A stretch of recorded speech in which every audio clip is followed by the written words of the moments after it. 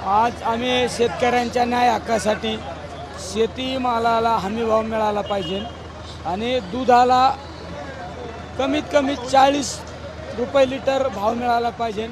या मागण्यांसाठी आम्ही गेले 3 दिवसापासून आमचं या जिल्हाधिकारी कार्यालयासमोर आंदोलन चालू आहे, पण 3 दिवसामध्ये शासनाकडून कुठलाही आम्हाला प्रतिसाद भेटला नाही। कुणी आमच्याकडे शासनाचं अधिकृतपणे कुणी प्रतिनिधी असू किंवा शासकीय अधिकारी कुणी आमच्याकडे आला नाही। त्यामुळे आज या ठिकाणी आम्ही ट्रॅक्टर रॅली काढली। आम्ही या आंदोलनाच्या माध्यमातून आमच्या शेतकऱ्यांना त्यांच्या घामाचं, त्यांच्या कष्टाचं, त्यांच्या हक्काचं मिळालं पाहिजे। सरकारने 5 रुपये अनुदान दिले, मागच्या 4 महिन्यापूर्वी अनुदान दिलं होतं, पण ते 5% लोकांना सुद्धा अनुदान मिळालं नाही। आम्हाला भीक नको, आम्हाला आमच्या हक्काचं पाहिजे, ही आमची मागणी आहे आणि आम्ही ती मिळवणार म्हणजे मिळवणार।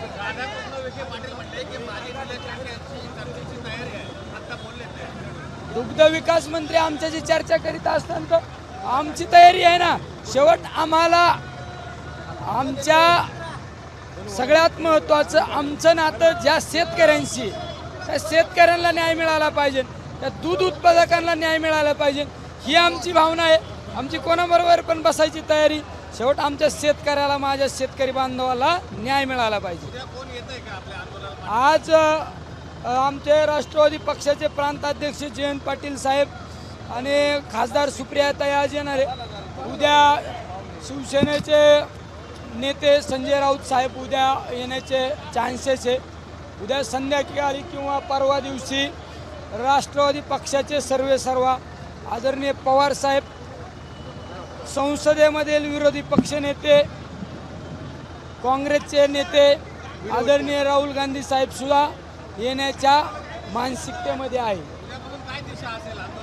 उद्या आज आम्ही ही ट्रॅक्टर रॅली झाल्यानंतर उद्याच्या आंदोलनाची दिशा ठरवली जाईल, पण आमच्या आंदोलनकर्त्यांची मागणी म्हणणं आहे की आपण रस्ते अडवण्यापेक्षा, कारण आज वारीला जाणारा भाविक भक्तांना आपण रोखण्यापेक्षा ज्या शासनाच्या अधिकाऱ्यांनी त्या ठिकाणी आपल्या दूध उत्पादकाला न्याय मिळत नाही, ते सर्वच्या सर्व जिल्ह्यातील शासकीय कार्यालय बंद करण्याचा आमचा उद्याचा निर्णय असू शकतो।